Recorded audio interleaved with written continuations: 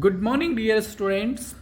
Myself P.L. Narada, Assistant Professor, and today I am going to teach you The Lotus Eaters, poem by Alfred Lord Tennyson. इस कविता को Kota university के BA part third में सम्मिलित किया गया है, लेकिन अधिकांशतः एग्जाम में first grade, REET, second grade में भी इसको पूछा जाता है, इसलिए पूरी कविता को ध्यान से पढ़िए। Lotus eaters, the lotus eaters, lotus को खाने वाले। लोटस वैसे तो कमल को कहा जाता है, लेकिन जो स्पेलिंग है यहाँ पे लोटस की, ये थोड़ी डिफरेंट है। लोटस एक पौधा होता है, वनस्पति, जो कि समुद्र के द्वीप पे पाया जाता है। लोटस ईटर्स मतलब लोटस को खाने वाले। Alfred Lord Tennyson. थोड़ा सा परिचय हम कवि के बारे में पढ़ लेते हैं। Alfred Lord Tennyson was a great Victorian poet. Alfred Lord Tennyson Victorian युग का महान कवि था। He was the contemporary of browning, और वह ब्राउनिंग, रॉबर्ट ब्राउनिंग का समकालीन कवि है। कंटेम्प्रेरी का मतलब होता है समकालीन, एक ही साथ जिनका जीवन व्यतीत हुआ है उनको कंटेम्प्रेरी कहा जाता है। In Memoriam Tennyson wrote In Memoriam, Tennyson ने एक बुक लिखी है जिसका नाम है In Memoriam. He was made poet laureate in 1850, 1850 में टेनिसन को पोइट लॉरेट बनाया गया। ही रॉट मैनी पोएम्स, उसने बहुत सारी कविताएं भी लिखी है। The lotus Eaters is one of them, और लोटस ईटर्स उनमें से एक सिद्ध कविता है। This poem was published in 1832 and it was republished in 1842। ये कविता दो बार प्रकाशित हुई, एक बार 1832 में और दूसरी बार 1842 में। It is the first poem in the fifth book of the Golden Treasury. Golden Treasury जो उसका संकलन है, काव्य संकलन, उसमें ये फिफ्थ बुक है। It is based on an episode of Homer's Odyssey. ये कविता ग्रीक कवि होमर की रचना ओडेसी पे आधारित है। कवि जो है होमर, उसकी ओडेसी नामक महाकाव्य है ग्रीक भाषा में, ये उसी पे आधारित है। After the battle of Troy, Ulysses and his companion leave for their home. Troy का युद्ध जो कि लगभग 10 साल तक चला था, उसके बाद यूलिसस और उसके साथी अपने घरों की ओर बढ़ते हैं। On the way they reach the island of Lotophagi, और जब वे रास्ते में लोथोपेज नामक द्वीप पे पहुंचते हैं तो वहां पे वे कुछ समय के लिए रुकते हैं। The poem begins with Odysseus commanding his man to have courage. उस द्वीप को देख करके, लोथोपेज द्वीप को देख करके, उनका जो कमांडर है ओडिसस, वो उसके साथियों से कहता है, हे साथियों धैर्य रखो, हम बहुत जल्दी ही द्वीप पे पहुंचने वाले हैं। They will soon find a शोर ऑन विच टू लैंड। शीघ्र ही वे एक द्वीप पे पहुंच जाएंगे, और जब वे द्वीप पे पहुंचते हैं, दे एन्चांटेड विद इट्स ब्यूटी, तो वे उस द्वीप की ब्यूटी से बहुत आकर्षित होते हैं। देर आर वैलीज, वहाँ पे वैलीज थी, स्नोवी माउंटेन्स, बर्फीली पहाड़ियाँ, एंड क्लिप्स, और चट्टाने, that are covered in streams, जो कि जलधाराओं से ढकी हुई थी। स्ट्रीम्स जलधाराओं से वे ढकी हुई थी। On the land the lotus eaters appear, और उस जमीन पे, लोथोफेज नामक जमीन पे, लोटस को खाने वाले प्राणी आते हैं। And delivered to the man branches covered in lotus flowers and fruits, उन समुद्र के नाविकों को जो कि यूलिसस के साथी थे, वो लोटस ईटर्स, लोटस को खाने वाले जो है, एक एक शाखा देते हैं जिस पे फूल भी थे और फल भी थे। लोटस की एक एक शाखा देते हैं। The man who ate these fruits all but Ulysses fall under the empty spell of the land. जिस किसी ने भी वो शाखा या वो शाखा के फूल खाए, फल खाए, वही एक जादुई प्रभाव में आ जाते हैं। स्पेल ऑफ द लैंड, उस ज़मीन की जो स्पेल है, जादू है, वो उनके ऊपर पड़ता है। They believe that they no longer want to continue their quest homeward, और उनका ऐसा मानना है कि अब वो उनकी यात्रा को जारी नहीं रखेंगे। होमवर्ड, घर की तरफ। घर की तरफ जो वो बढ़ रहे थे, अब शायद ही वो आगे बढ़ पाए।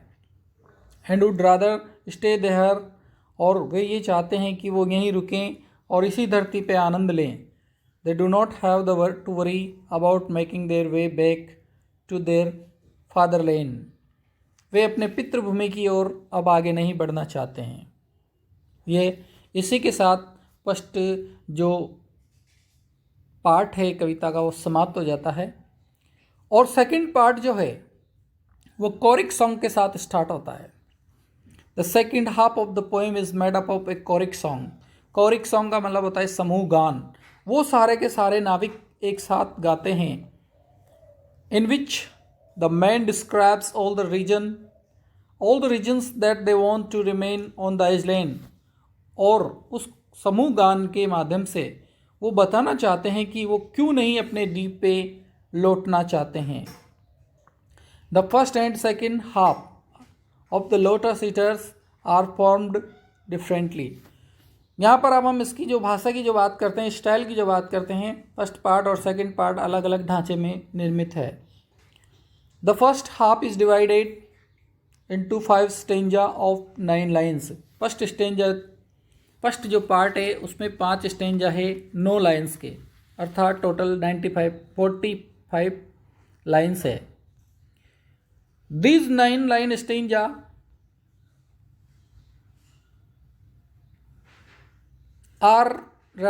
these 9 line stanzas are referred as Spenserian stanza। और ये जो 9 पंक्तियों वाले स्टेंजा है ये स्पेंसरियन स्टेंजा में लिखे गए हैं। द राइम स्कीम, और इस स्टेंजा की rhyme scheme follows as a b b c और सी, इस तरह से हैं।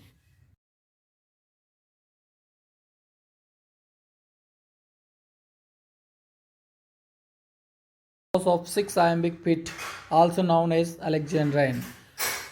जो स्पेंसरियन स्टेंजा है उसकी प्रथम 8 पंक्तियाँ आयम्बिक पेंटामीटर में लिखी गई है, और जो अंतिम लाइन है जो थोड़ी लंबी है वो आयम्बिक हेक्सामीटर में लिखी गई है, जिसको अलेक्जेंड्राइन भी कहा जाता है। The second half of the poem is structured more loosely. Second जो पार्ट है कविता का उसका स्ट्रक्चर थोड़ा सा कमज़ोर है। There is no defined rhyme scheme, उसमें किसी तरह की राइम स्कीम का प्रयोग नहीं किया गया है। Just as each section has its own theme, जैसे जैसे प्रत्येक सेक्शन का थीम है, so too does it have its own rhyme scheme, कवि ने वैसी ही राइम स्कीम उसकी बना दी है। The poem begins in an addressing manner, कविता की शुरुआत एड्रेसिंग मैनर से होती है। कविता संबोधित करते हुए लिखी गई है। यूलिसस अपने साथियों को संबोधित करते हुए कहता है, करेज, साथियों हिम्मत रखो, ही सेड, उसने कहा, and pointed toward the land, और जमीन की ओर इशारा किया। यूलिसस अपने साथियों से कहता है, साथियों हिम्मत रखो, और उसने जमीन की ओर इशारा किया। This mounting wave will roll us shoreward soon। This mounting wave का मतलब होता है लहर, रोल ले जाएगी यस हमें शोरवर्ड सून, शीघ्र ही समुद्र के किनारे की ओर। जैसे टूवर्ड होता है, टूवर्ड का मतलब की तरफ, ऐसे ही कवि ने यहाँ पे लिखा है शोरवर्ड, समुद्र की तरफ। ये उठती हुई लहरें हमें शीघ्र ही समुद्र की ओर ले जाएगी।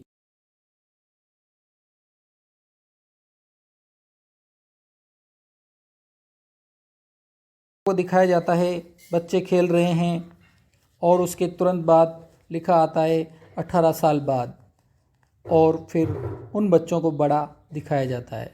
ठीक उसी तरह से फर्स्ट लाइन जिसमें यूलिसस अपने साथियों को एड्रेस करता है कि ये लहरें हमें शीघ्र ही समुद्र के किनारे की ओर ले जाएगी।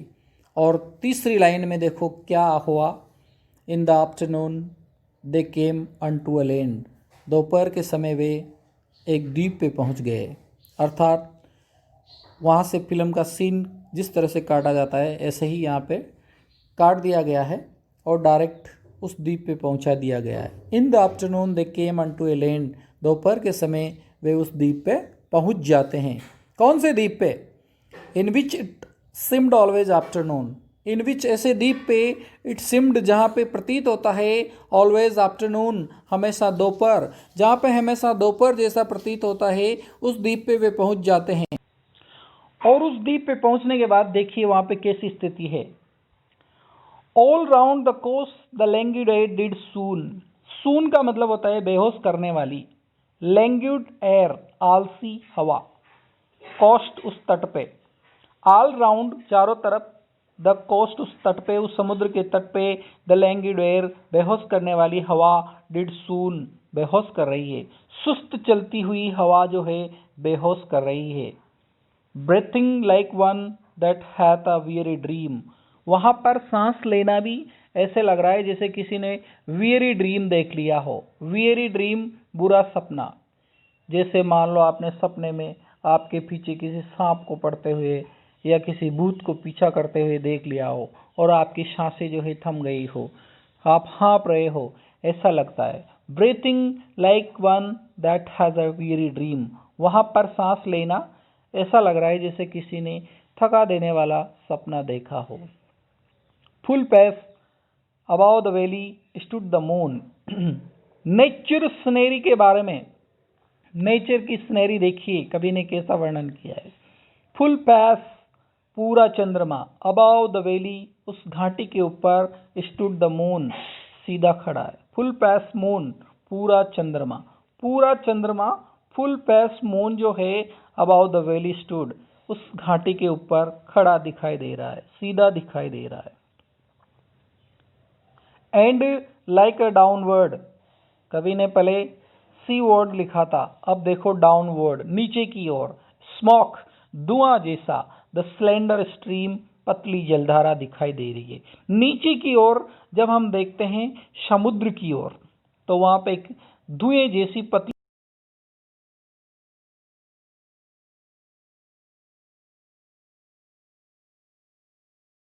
to fall and pass and fall did seem along the cliffs, उन चट्टानों के सहारे, along सहारे, the cliffs, cliffs का मतलब होता है चट्टाने, to fall and pass, fall गिरती हुई, pass रुकती हुई, and fall और फिर गिरती हुई, did seem दिखाई दे रही है। वो पतली जो जलधारा है, इससे ऊपर वाली लाइन में जो हमने पढ़ा, जो पतली जलधारा है जो धुएं जैसी है वो चट्टानों के सहारे सहारे रुकती हुई, गिरती हुई, रुकती हुई नजर आ रही है। पतली जलधारा झरने से गिर रही है, रुक रही है, गिर रही है, रुक रही है। A land of stream, a land of stream some like a downward smoke, a land of stream ये कैसी जमीन है, लैंड ऑफ स्ट्रीम्स जलधाराओं की जमीन है, यहाँ पे तरह तरह की जलधाराएं हैं, झरने हैं। सम लाइक डाउनवर्ड स्मोक, कुछ जलधाराएं कैसी है, लाइक डाउनवर्ड स्मोक जैसे नीचे की ओर धुएं का बादल जा रहा हो। डाउनवर्ड स्मोक, स्मोक का मतलब होता है धुआं, जैसे नीचे की ओर धुआं जा रहा हो। Slow dropping well of thinnest lawn did go, slow dropping धीरे धीरे गिरता हुआ, वेल, वेल का मतलब होता है घूंघट, पर्दा, थिनेस्ट बहुत पतला, लॉन घास का, जैसे घास का बहुत ही पतला पर्दा हो और वो नीचे गिर रहा हो। डिड गो और ऐसा यहाँ पे चलता रहता है, चलता रहता है, कंटिन्यूअस प्रोसेस है। And some through wavering lights and shadow brokes, और फिर उस घास के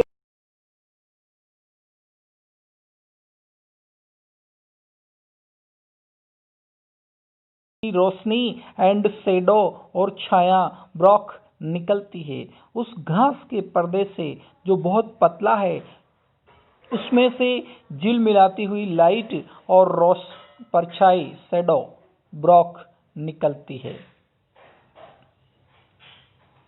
rolling a slumberous sheet of foam below, नीचे rolling slumberous sheet of foam, foam का मतलब होता है झाग, बिलो मतलब नीचे की ओर, सीट मतलब चादर। स्लम्बरस का मतलब सोई हुई सी, ऊंग सी या सिमटी हुई सी। Foam below, sheet of foam, below नीचे सागर की ओर, सीट ऑफ फोम झाग की, जहाँ पे पानी जो है उसमें से झाग निकल रहे हैं।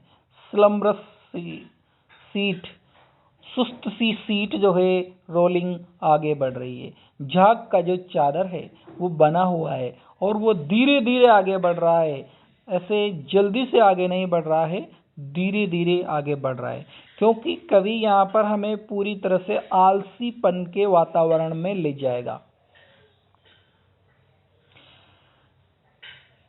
दे सा द ग्लिमरिंग रिवर, दे सा उन्होंने देखा, उन्होंने सेलर्स ने जो यूलिसस के साथी थे उन्होंने देखा ग्लिमरिंग रिवर झिल मिलाती हुई नदी, ग्लिमरिंग झिल मिलाती हुई, रिवर नदी, सी word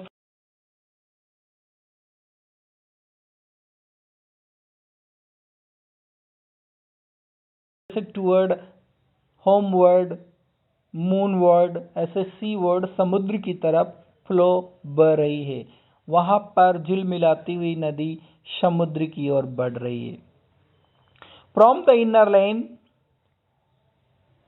from the inner lane far of 3 mountain tops, from the inner land वहां पे नीचे जमीन पर, इनर लैंड जमीन के अंदर दिखाई दे रहे हैं, फार ऑफ थोड़ा सा दूर, 3 माउंटेन टॉप्स 3 पहाड़ी टॉप, वहां पे 3 पहाड़ी चोटियां दिखाई दे रही है थोड़ी सी दूर। कैसी चोटियां हैं?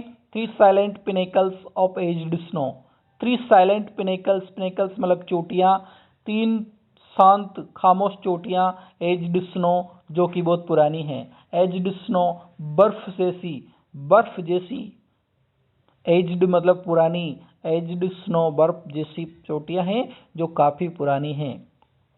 स्टूड सनसेट प्लस, वहां पे सूर्यास्त, स्टूड सीधा खड़ा है, सूर्यास्त होने वाला है, सनसेट प्लस और उसकी चमक जो है स्टूड सीधी दिखाई दे रही है, and dude with snowy drops, और ये ओस की बूंदों से ढका हुआ है। ड्यू का मतलब होता है ओस और ड्रॉप्स मतलब बूंदे, शावरी यानी बौछारें, उसके ऊपर ऐसा लग रहा है जैसे ओस की बौछारें हो रही हो। Up clomb the shadowy pine above the woven copse, up clomb copse झाड़ी, कॉप्स का मतलब होता है झाड़ी, वोवन उलझी हुई। Up clomb the shadowy pine, shadow जो पेड़ है उन पाइन के पेड़ की शेडो, अप क्लोम ऊपर, the shadowy pine above, up क्लोम मुकाबला कर रही है, कौन? पाइन की जो झाड़ियां हैं, पाइन वृक्ष की जो झाड़ियां हैं, कॉप्स झाड़ियां जो उलझी हुई है, मानो कि वो उन पहाड़ों की ओर आगे बढ़ रही है, उनसे मुकाबला कर रही है। इस तरह से हमने यहाँ पे 2 स्ट्रेंजा देखे, उनमें प्रथम 8 पंक्तियाँ आयम्बिक पेंटामीटर की है और जो 9 नंबर की लाइन है जो कि लंबी है वो आयम्बिक हेक्सामीटर अर्थात अलेक्जेंड्राइन में लिखी गई है। The charmed sunset lingered low add-on, देखो सूर्य का वर्णन कितना शानदार कवि ने किया है। चार्म्ड सनसेट, आकर्षक सूर्य, लिंगर्ड कर रहा है अनमने मन से, लिंगर का मतलब होता है अनमने मन से जाना, सूर्य की जाने की इच्छा नहीं हो रही है, हालांकि उसको जाना पड़ रहा है लेकिन उसकी जाने की इच्छा नहीं हो रही है। लो अडाउन नीचे की ओर, उस पानी में सूर्य जो है लिंगर कर रहा है, सूर्य की जो परछाई पानी में दिख रही है और वह जाना ही नहीं चाहता। In the red west through mountain clefts the dale was seen far inland and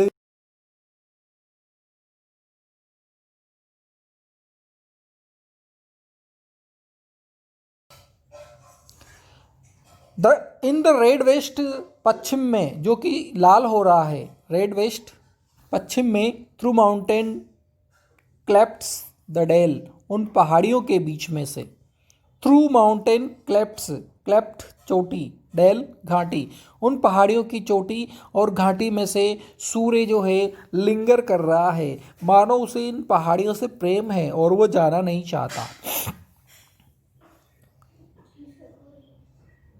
was scene far inland, और ये बहुत, वाज सीन दिखाई दे रहा है, फार इनलैंड उस पानी के अंदर, इनलैंड अंदर, फार दूर दूर तक, and the yellow down border with palm, और वो जो समुद्र का किनारा है उसके मानो चारों तरफ से बॉर्डर बना दी गई हो, बॉर्डर विद पाम, बॉर्डर बना दी गई हो पाम, ताड़ के वृक्षों से। उस पानी के अंदर ताड़ के वृक्षों की परछाई नजर आ रही है और ऐसा लग रहा है जैसे ताड़ के वृक्षों से उस पानी के चारों ओर बॉर्डर बना दी गई हो, बाउंड्री बना दी गई हो। And many a winding well, और वहाँ पर बहुत सारी घुमावदार घाटियाँ हैं, मैनी बहुत सारी, वाइंडिंग घुमावदार, वेल घाटियाँ हैं, वहाँ पे बहुत सारी घुमावदार घाटियाँ भी है। एंड मिडो, और चरागा, सेट विद स्लेंडर गैलिंगेल, जो कि पतली पतली गैलिंगेल से युक्त है, गैलिंगेल दलदल।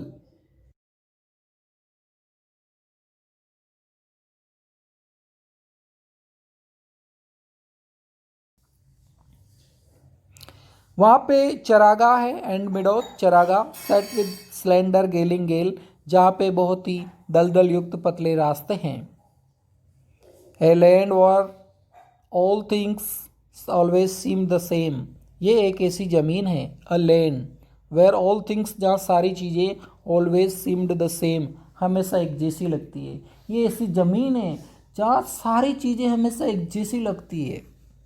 एंड राउंड अबाउट द कील विद फेसेस पेल, एंड और राउंड अबाउट द कील, कील का मतलब होता है जहाज, विद पेसेस पेल, पीले चेहरे वाले, और उस जहाज के चारों ओर जो है पीले चेहरे वाले लोग इकट्ठा हो जाते हैं, राउंड इकट्ठा हो जाते हैं। वहाँ के जो निवासी है, जो लोटस ईटर्स है, लोटस को खाने वाले, वे उस जहाज के चारों तरफ इकट्ठे हो जाते हैं जैसे ही उनका जहाज वहाँ पहुँचता है। उनके चेहरे पीले क्यों हैं, इसके बारे में देखो कवि ने क्या बताया है।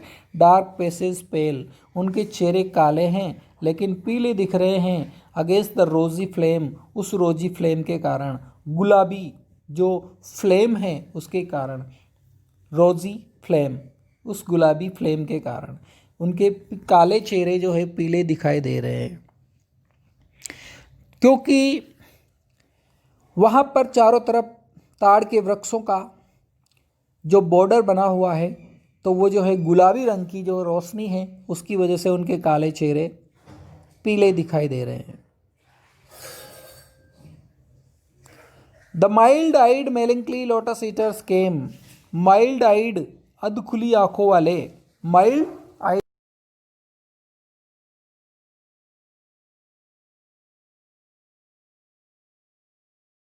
अध खुली आंखों वाले और उदास लोटस ईटर्स वहां पे आ जाते हैं। Branches they bore of that enchanted stem, branches यानी शाखाएं, दे बोर उन्होंने धारण कर रखी थी, of that enchanted stem, stem का मतलब होता है तना और एन्चांटेड का मतलब जादुई, उन्होंने उस जादुई तने की शाखाओं को धारण कर रखा था। जब लोटस ईटर्स उस जहाज के पास आते हैं तो उन्होंने उस जादुई तने की शाखाओं को धारण कर रखा था, अर्थात तो उन्होंने एक एक ने उस जादुई तने की शाखा को ले रखा था। laden with flowers and fruit whereof they gave to each, laden with flower and fruits, और उन शाखाओं के, उन लोटस की शाखाओं के लेडन लदे हुए थे या लगे हुए थे फ्लावर्स, फूल एंड फ्रूट और फल।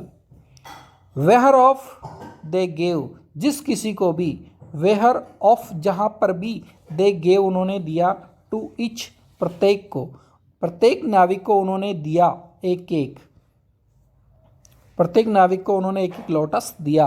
But who so did receive of them, लेकिन जिसने भी उसको प्राप्त किया, जिसने भी उस लोटस की शाखा को प्राप्त किया, एंड टेस्ट, और जिसने भी चखा, जिसने भी टेस्ट कर किया, to whom the gushing of the waves, उसी के लिए लहर गसिंग हो गई, गसिंग पीछे लौटती हुई, द वेव लहरें, लहरें उसको जो है गसिंग आवाज करती हुई नजर आई।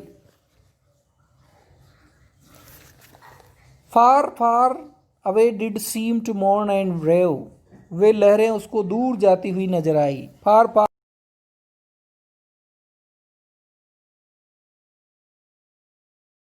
रेव, रेव का मतलब होता है दुख प्रकट करती हुई। जिस किसी ने भी वो लोटस खाया, जिस किसी ने भी टेस्ट किया, उसी को समुद्र की लहरें फार फार अवे डिड सीम, पीछे लौटती हुई, टू मॉर्न, विलाप करती हुई, एंड रेव, दुख प्रकट करती हुई नजर आई। ऑन एलियन शोर, उस विदेशी तट पे, एलियन का मतलब होता है विदेशी, उस विदेशी तट पे उनको लहरें जो है पीछे लौटती हुई नजर आई। अब यहाँ पर ये बात है कि लहरें जब तक आगे नहीं बढ़ेगी तब तक उनका जहाज कैसे आगे बढ़ेगा, इसलिए उन्होंने सोचा कि लहरें जो है पीछे लौट रही तो क्यों हम आगे बढ़े। And if his fellow spake, अगर उनका साथी बोलता, उन सब ने, जिसने भी टेस्ट किया उस लोटस को, उसके बाद उनकी स्थिति क्या हुई देखो। इफ हिज फेलो स्पेक, अगर उनका कोई साथी स्पेक बोलता, हिज वॉइस वॉज थिन, तो उसकी आवाज़ उनको बहुत पतली लगती, बहुत कम लगती। हिज वॉइस वॉज थिन, उसकी आवाज़ उसको बहुत कम लगती। As voice from the grave, ऐसा लगता है जैसे कब्र में से आवाज़ आ रही हो। द पोइट यूजेस हियर हाइपरबल, कवि ने यहाँ पे अतिशयोक्ति अलंकार के द्वारा समझाया है। ऐसी आवाज़ लगती जैसे कब्र से आवाज़ आ रही हो। हम जानते हैं कब्र से आवाज़ आती नहीं है।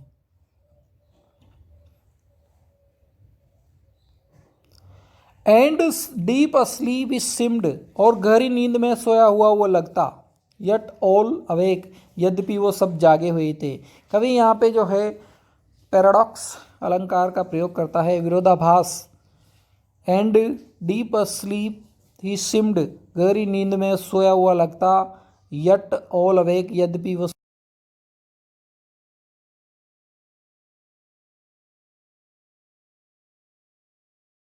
बीटिंग हार्ट डिड मैक, और उसकी जो हार्ट बीट थी, हार्ट बीटिंग, वो ऐसी लगती जैसे संगीत चल रहा हो। उनकी खुद की हार्ट बीट उनको संगीत जैसा महसूस हो रही थी।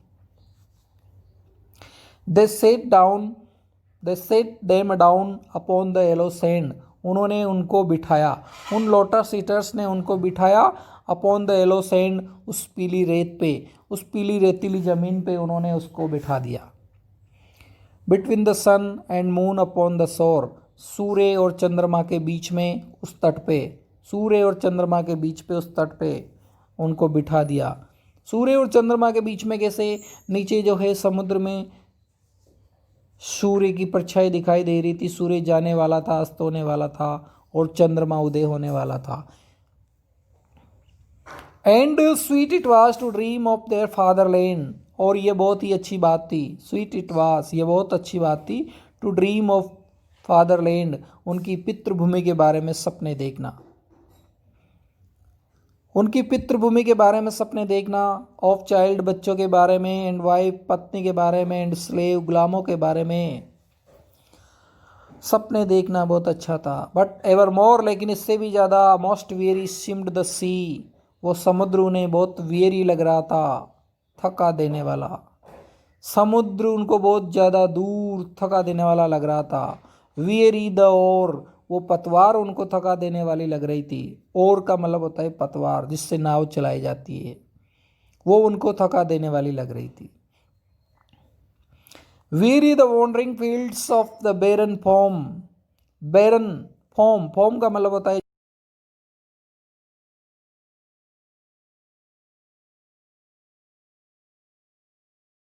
फील्ड्स, जो खेत दिखाई दे रहे थे उस बेरन फोम के, झाग के, वो भी उन्हें वेरी लग रहे थे।